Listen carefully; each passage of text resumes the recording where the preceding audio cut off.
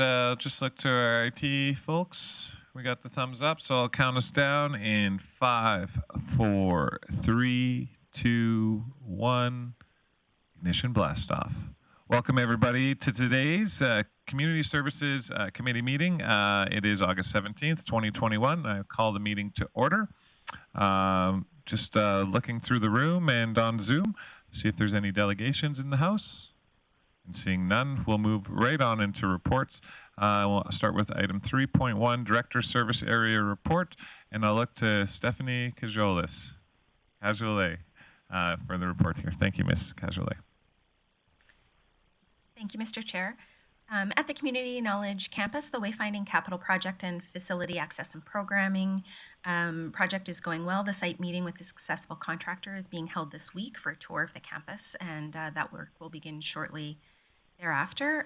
Reintroduction of water fitness classes at Eastlink has resulted in high attendance numbers. This is certainly a welcome programming component that supports the ease of mobility for many members and guests. And then at the synthetic field and the grandstand, the Swan City Football Club hosted 6 exciting games against Edmonton this past weekend. At the event center downtown, the ice is in and staff are looking forward to hosting the Sturgeon Lake Cree Nation Hockey Skills Camp to take place August 18th to 19th. There are over 75 registered athletes and more than 20 volunteers, with the goal of the camp to bring participants together and provide a message of respect and learning, leadership within the ice times, and some dryland training sessions as well. At the Montrose Cultural Centre, from April 5th to August 8th, a total of 50,810 vaccines were administered at the immunization clinic at the Teresa Sargent Hall. So that consisted of 25,834 first doses and approximately 24,976 second doses. The costs for operating the clinic ending July 31st are estimated to be $116,000 and change. There are a few expenses still pending, so it is estimated that the total cost will come in at approximately $120,000. Grande Prairie Public Health is grateful for the partnership with the city and the use of the MCC site as it was vital in the administration of the vaccine for the community. Corporate Facilities Management reports that the ingress-egress project at Eastlink Centre is on schedule and going well. Scheduling for the aquatics area mid-September sprinkler head replacement is underway, and the team is preparing for ice plant startups in the coming weeks for the arenas and also at the Grande Prairie Curling Centre. Business as usual for fleet operations. For sport development, wellness, and culture, the final Sunday in the Park event is taking place on August 22nd. Pizza and Fresh Air Theatre with a Cavalcade Theatre Company. As many of you know, disc golf provincials were held at Thrill Hill and South Bear Creek courses this past weekend. And the Grande Prairie Pirates girls fastball are hosting U12 and U19 provincials at South Bear Creek the weekend of August 20th to 22nd. Some raised garden beds at the Forbes Homestead are growing well, and the vegetables that are not used for programming have been given to the Salvation Army Food Bank. So the team is certainly very pleased with that. For transit services, ridership on the accessible transit is sitting at about approximately 35%, and conventional transit is at 55% of pre-COVID levels. And that is the end of the report. Thank you very much, Ms. Cajolet. I'll turn it over to my committee members, council members. I have Councillor Friesen. Thank you, Ms. Cajolet. Any comment on why the ridership to our specialized transit has resumed more slowly than to our standard transit? Ms. Cajolet. It's curious. Thank you, through the chair. It is speculated that many of the patrons that would utilize our accessible transit service certainly would have other health conditions and are anticipated to be at a bit of a more high risk. So just are choosing how often they utilize public transit service. Excellent. I'll look to other members of committee or council. Seeing no hands up, thank you very much for the update, Ms. Cajolet, and we'll move right along into item 3.2, the Regional Recreation Committee Ice Allocation Framework. I'll look to Ms. Katie Bieberdorf to present the report. Thank you, Chair Thiessen. In December 2020, the Grande Prairie Regional Recreation Committee made a motion to bring back a regional cancellation and allocation policy for consideration, as well as how to better track black ice in the region. The Administrative Working Group then worked with a consultant to create the Regional Ice Allocation Framework and Black Ice Briefing that was presented and approved by elected officials in June of 2021, with the direction to each individual municipality to determine how to implement the document. The framework will further support alignment of ice operators in the region and is built to enable operators to implement it to different degrees. The Black Ice Briefing explores ways to utilize ice more effectively, and the city hosted a session with ice user groups, utilizing city facilities in July to gather feedback on where the city should begin implementation. Based on the feedback received at that meeting and internally, administration recommends adoption of the framework with implementation of the step-by-step approach, beginning with step 1. Awesome. Thank you very much, Ms. Bieberdorf. I'll look to my council members and committee members for any questions they may have for this.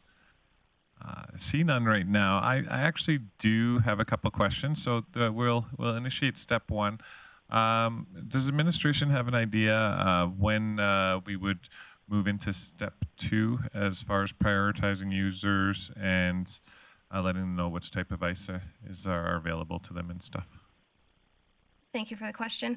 Our plan would be to begin step 1 with the educational component of the framework, and I would anticipate that would probably take a full season. So we can track black ice for a full season and have a better understanding of where we're at, and then look at further prioritization after that time. Okay, so about a year to step 2? Okay, and then my other question was just in regards to the actual ice allocations framework plan that was included with it. I thought it was curious that on the front page it says Grande Prairie Regional Recreation Committee cancellation and ice allocations framework, but we don't really talk about cancellations in the report until about midway through. Is there a reason behind the cancellation being right at the top, or is there a way that we might be able to change that since this is the ice allocations framework?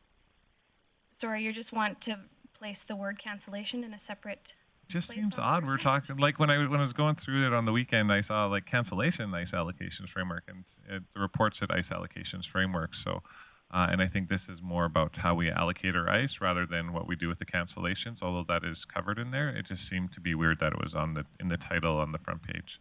Yeah, thanks for that feedback. So cancellation is a component of it as well. The city has our own cancellation policy, so trying to incorporate some of the pieces of the cancellation is going to be part of the process in adopting this framework, but we have a little bit of work to do before we get to updating the cancellation policy. But I will definitely take the feedback back to the committee about the placement of the words. Awesome. Thank you so much. You're welcome. Any other further comments or questions? Mayor Clayton? If there's no further comments or questions, I'd be prepared to make the motion. Okay. The motion as is. For our committee to recommend council? That committee recommend council adopt the Grande Prairie Regional Recreation Committee ice allocation framework with the implementation of the step-by-step approach, beginning with step 1.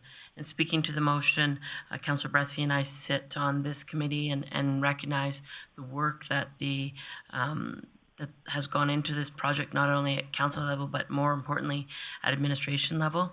This is a significant concern across the region, and managing cancellation and allocations is extremely important for our ranks to be successful. So kudos to the administration working group, and encourage council committee to bring this forward to council. Okay, thank you for that. Mayor Clayton, that motion is in order. I'll look for any discussion or debate. Seeing none, I guess we'll call to question.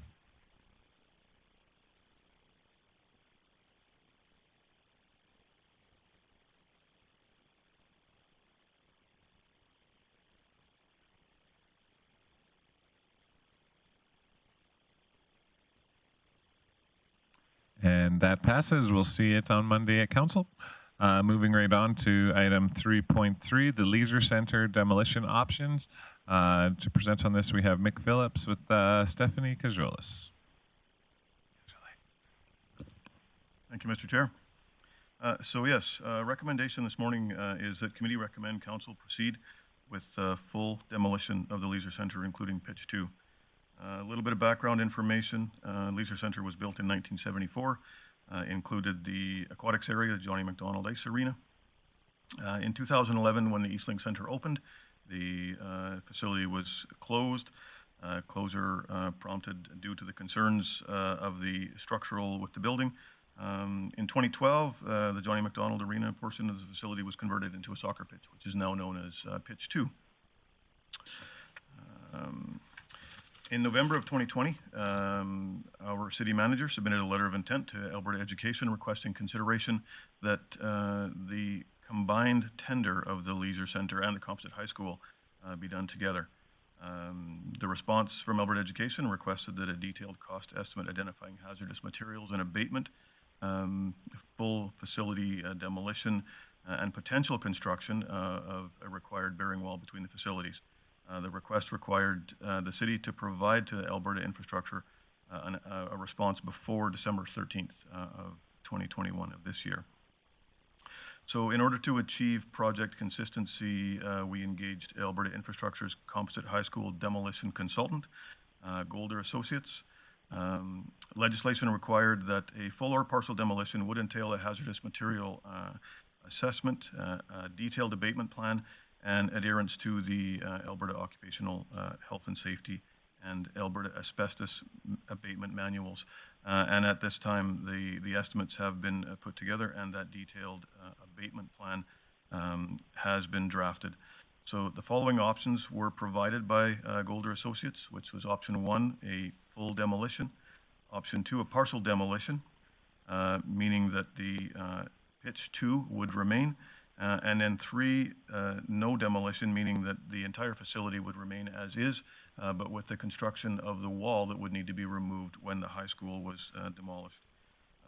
Golder did identify that options 2 and 3 would require further in-depth structural review to determine viability due to the extensive deterioration identified during their analysis. I will turn over the next section of analysis to do with community groups and impacts to Ms. Cajolet. Thank you, Mick. So definitely an important consideration for this project must include the impact to the existing users of the facility. So in 2018, 1,075 hours were booked at the pitch, approximately the same in 2019, and then the data for 2020 and 2021 certainly reflects significant utilization by a number of user groups. Certainly the restrictions in place as a result of the current pandemic would have impacted those numbers. One of the considerations that administration definitely would consider in the recommendation contained in this report is working with the users of that facility to really identify their needs and work with them to mitigate the impacts to the users as much as possible.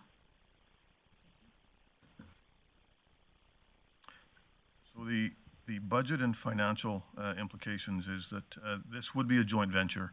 It's recommended that we do join the tender process with the province. The city would work with the province and add the leisure centre to their 2022 demolition tender. And then amendment to the capital budget related to this project would be presented through Corporate Services Committee. So in summary, the leisure centre facility, it's at the end of its life cycle. Remediation, disposal of a facility of this age and this type, it's a complex project, and it requires engagement of subject matter experts and professionals in that industry. And as such, with the information that we have now, administration would recommend that we pursue option 1, a full demolition of the facility, including pitch 2. Okay, thank you very much, Mr. Phillips and Ms. Cajolet. I'll look to committee and council for questions. I see Councillor Bressie. Great, thank you.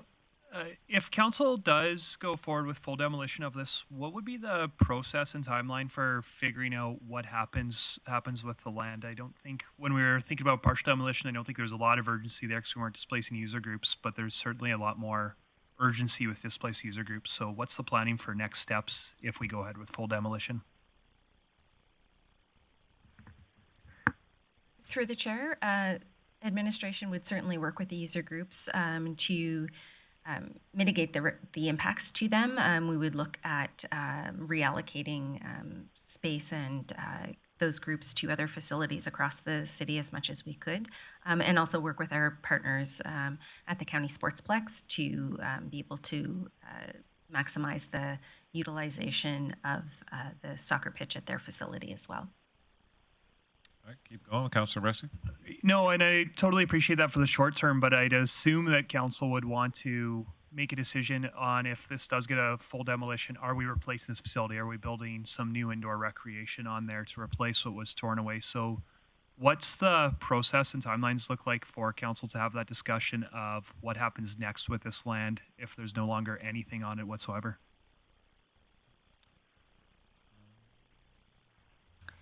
Thank you through the chair. Certainly, I think that that would be a relevant conversation that would occur as part of the budget deliberations.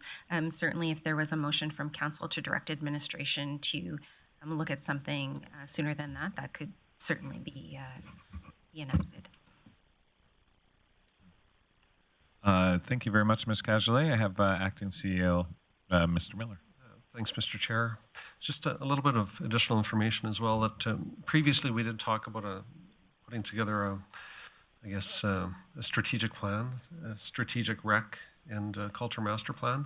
We do have some funding from last year available for that. There is an ask in the upcoming budget to further fund it, so we'd have sufficient funding.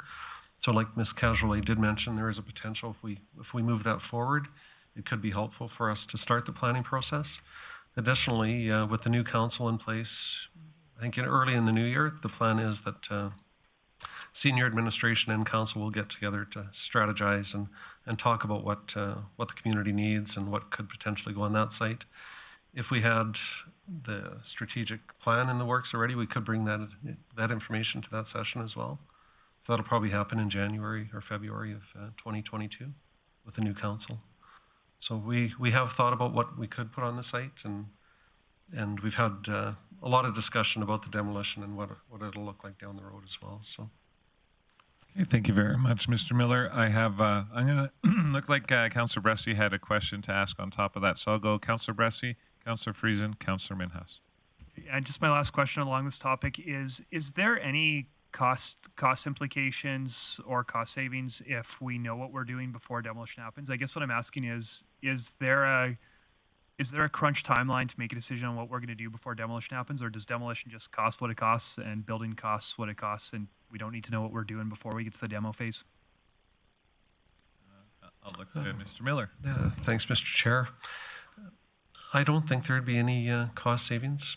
Mr. Philbus might be able to help out on the construction demolition portion, but I think our intent is, or our thoughts are, a clean slate, a clean site would be a good starting point, and at the same time, start thinking about what could potentially go on that site. So. Awesome, thank you very much. Councillor Friesen. Thank you, Chair Thiessen. I appreciate what Councillor Bressie has said about really understanding what we do with that site going forward.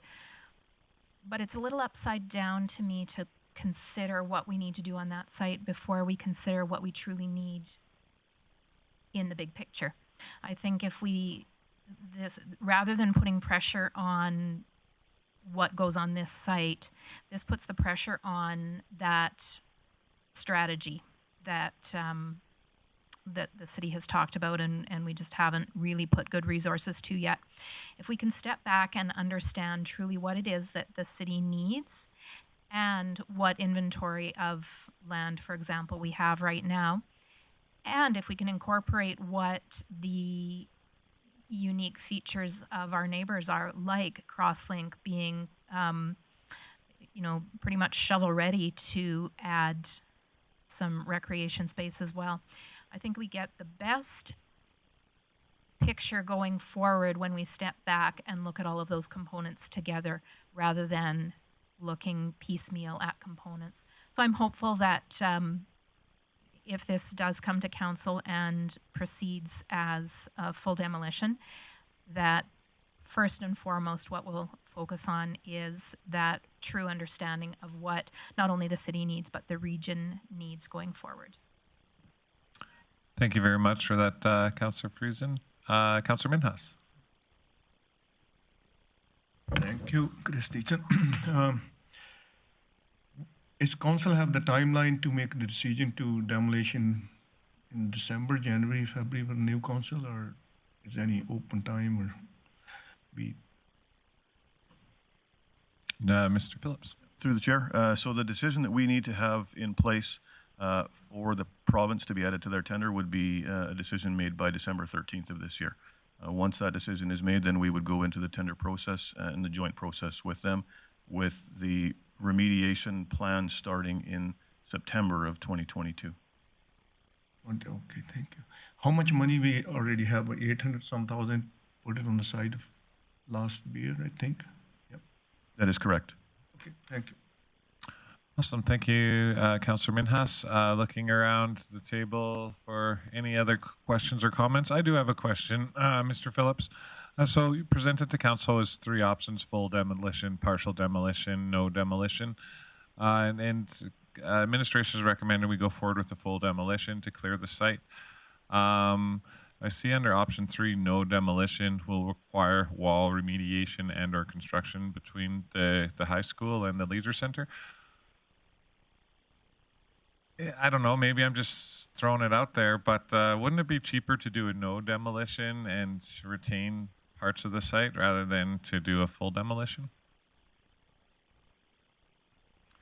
Mr. Chair, that is actually the thoughts that myself and my department had originally as well.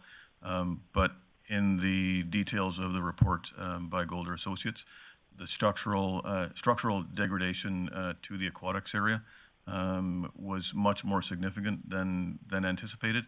And due to the necessity of the mechanical features in that area providing the requirements for amenities in the soccer pitch, there would be a significant amount of work that would be required to maintain that building. So we would basically be rebuilding something that we technically wouldn't be using what it would be intended for. And so the cost benefit, in our opinion, just would not be viable. Okay, thanks for that answer. Appreciate it. Look to the rest of council and committee here. I see no hands going up, so I'll look to see if we have a motion on the report here. I'm the chair, so I can't make any motions, so I got 2 options here. Or more questions.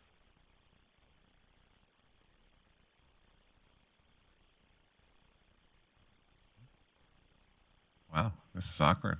This is good screen time. Hair looks good. Yeah, okay.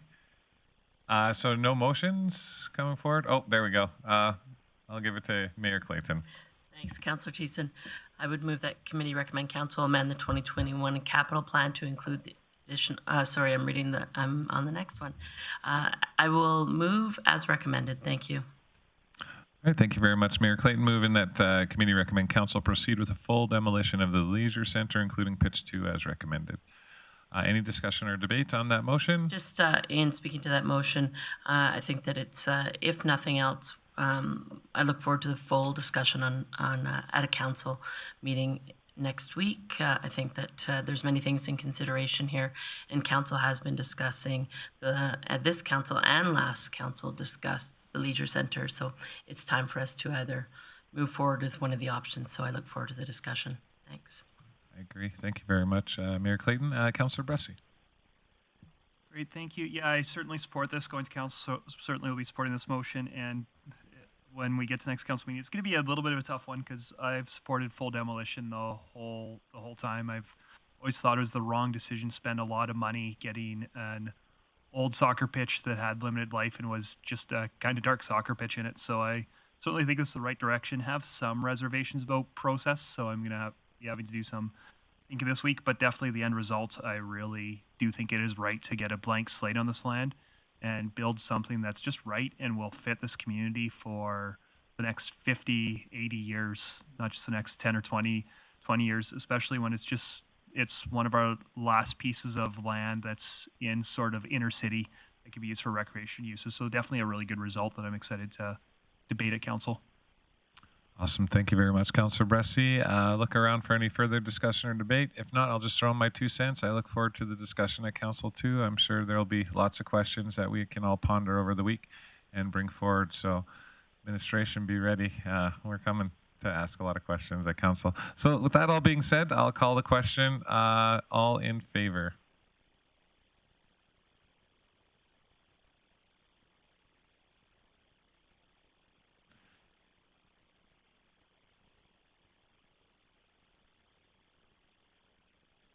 And that motion passes. We'll see that at council. Thank you very much, Mr. Phillips. Thank you, Ms. Cazalet.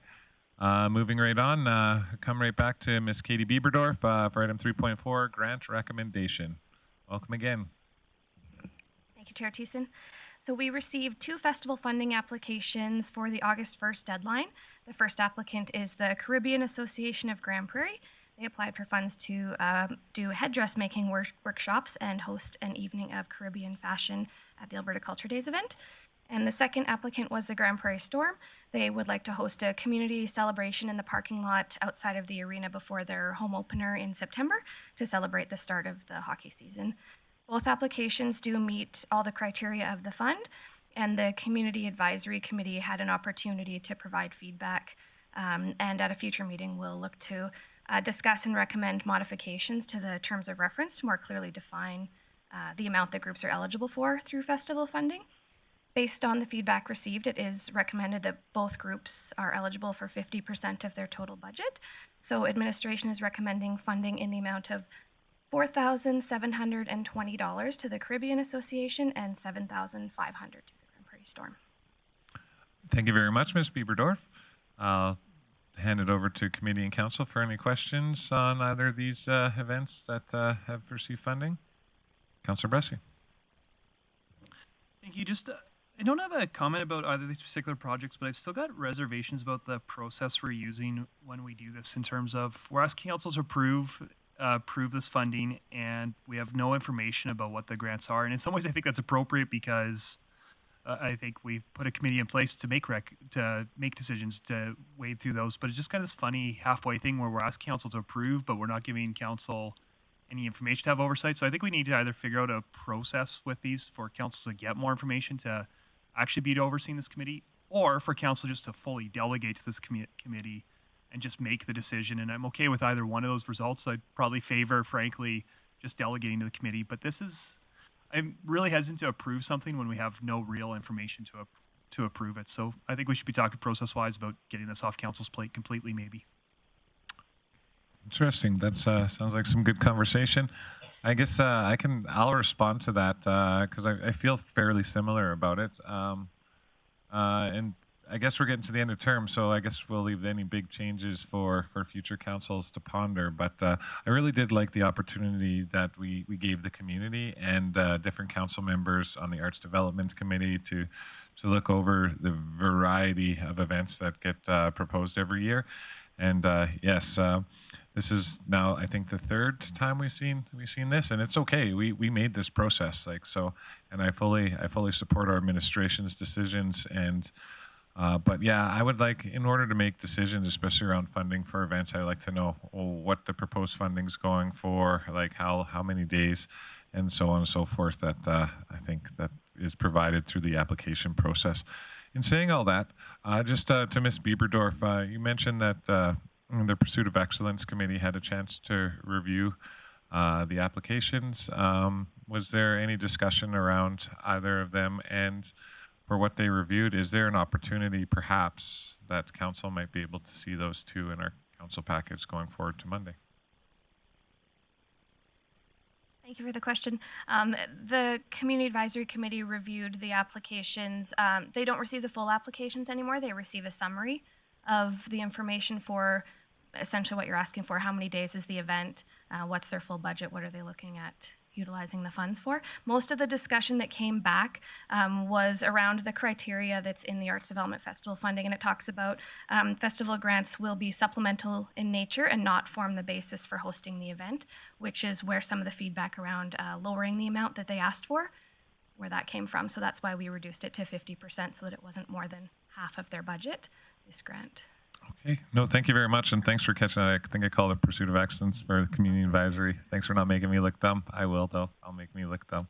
Anyways, any other further discussion on these recommendations to move forward to council? Seeing none, I'll look for a motion and maybe a motion for future as well, considering some of the discussion around here. Councillor Bressie.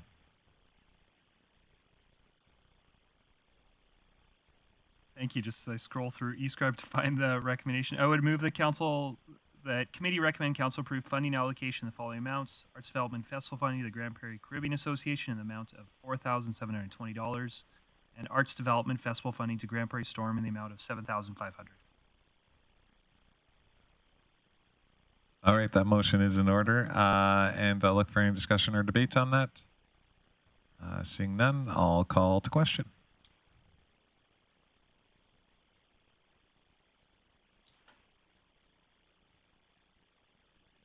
And that motion passes. Thank you again, Ms. Bieberdorf. Mr. Chair. We have another motion coming, as I suspected. Councillor Bressie. Okay, I'm going to try a follow-up motion to see what committee thinks, and it is to direct administration to bring forward potential amendments to necessary policies and procedures to delegate grant funding decisions to the Arts Development Committee. And just to speak to this, we've had a number of these come through us, and I don't think we've modified or said no to a single request yet. So I think that I think we should be delegating this committee, or else reserve the decision for ourselves. But us just being a rubber stamp, I don't think is really being honest about what we're doing here. And I think I just don't think it's a good way to be treating this committee and treating this process. So I'd love to see if are there ways we could change this process to actually delegate to this committee if that's substantially what we're doing anyways. Awesome. Thank you very much, Councillor Bressie. That motion is almost in order. Just you mentioned the Arts Development Committee. We folded that into, just like I made the mistake earlier, you made this mistake now, but we folded that earlier in the year to the Community Advisory Committee.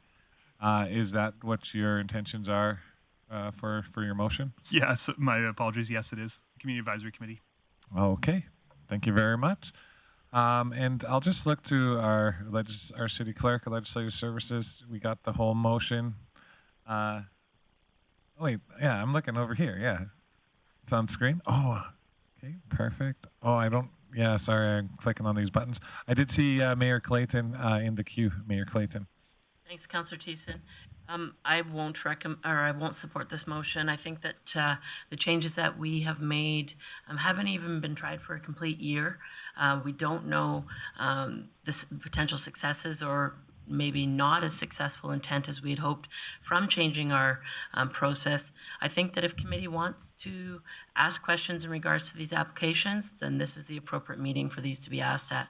I think that to delegate the financial control to committee isn't the intent. Council is elected to make these decisions and to put that decision on volunteers. I'm not sure is what the volunteers necessarily intended, and I don't know if you'll have the intent that you're hoping when all of a sudden the decisions are made for you. So I appreciate where you're going, and I encourage council or committee to ask questions at the appropriate standing committee when these recommendations come forward.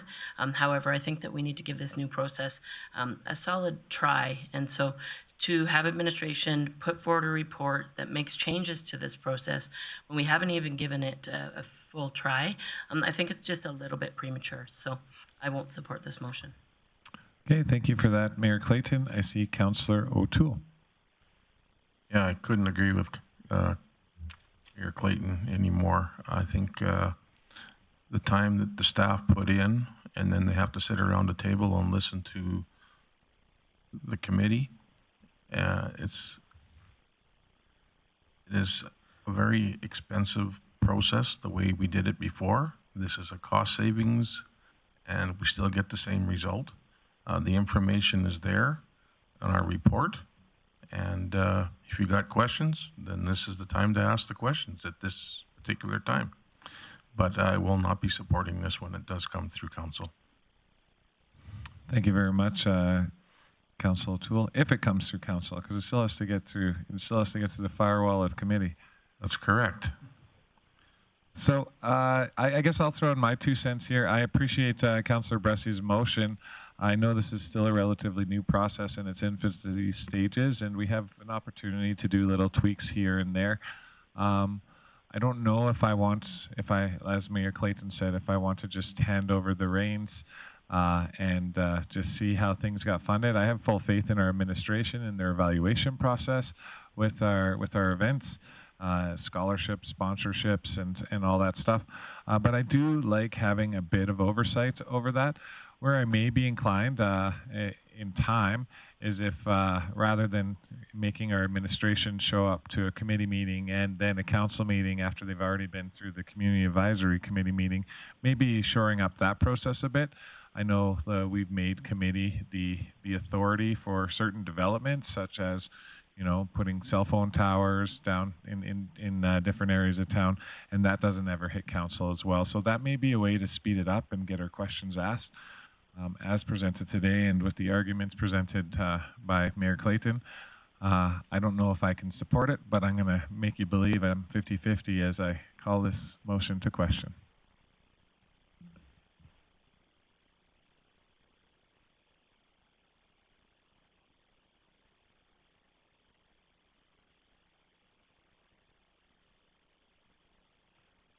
And that motion is defeated. I see Councillor Bressy. I do have another motion I'm going to try, but may I ask a question for administration before I make it? For sure. Thank you. Those summaries that are provided to the Community Enhancement Committee, are those written summaries that are provided to them, or are they just oral summaries given to the committee? Through the chair, they receive a PowerPoint presentation that has it all documented. Great, thank you. Then the motion I'm going to try this time is direct administration to include the summaries of grant applications presented to the Community Advisory Committee and future community services committees considering those grant recommendations. Just speak to this. I think that right now we're pretending to give oversight. It's not giving financial oversight to read the name of the fund and the money. I think that we should actually be able to read some of the details given to committee if we want to give oversight to that committee. And I don't think it's a lot of work to include something that's already written in our packages, but I think it's appropriate for council to have access to those. And it's something that I'd point out used to be our process. I used to always read all the arts development and pursuit of excellence agendas to get up to speed a little bit before council had to vote for it. So if we're going to actually give oversight, let's at least make sure that we're seeing the documentation that those committees are working off of. Okay, thank you very much, Councillor Bressy. Did we get that? Yep, perfect. And any discussion or debate on Councillor Bressy's motion? I see no hands going up. I'll just make my own comment. I'm supportive of this motion. I think the more information council has, the better. It makes us less of a rubber stamp committee and more of, just crossing our T's, dotting our I's, and making sure everything's okay. And still enabling our community and our administration to do the job that they set out to do. There's nothing wrong with more information, and it makes us make better decisions. That being said, I'll call the question.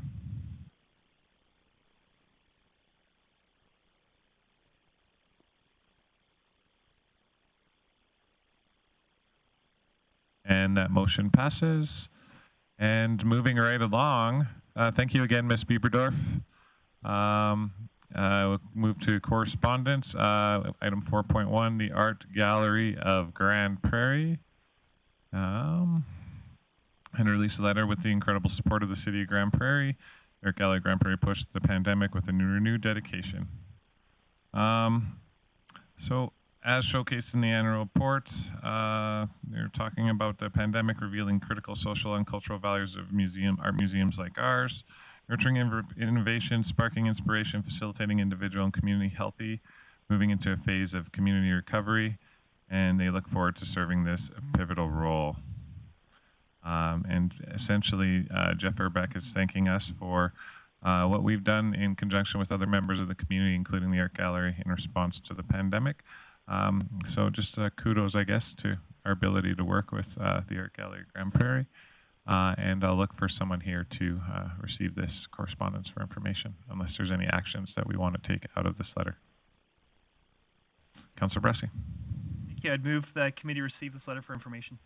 Thank you. Any discussion or debate? Seeing none, call to question.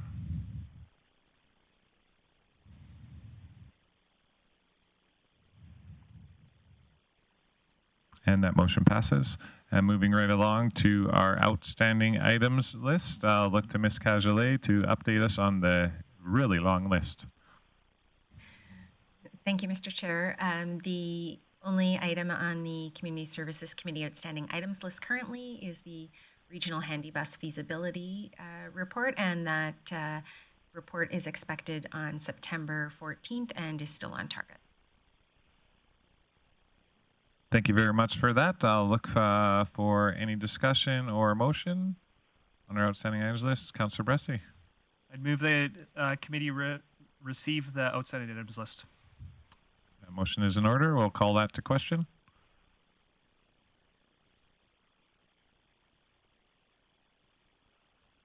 And that passes easy breezy. All right. Thank you very much. Just unmiked myself. Thank you very much. That concludes our Community Services Committee meeting. We'll probably take a 5-minute break as we switch over to our next committee meeting, and we'll be right back. Thanks, everyone, for staying tuned.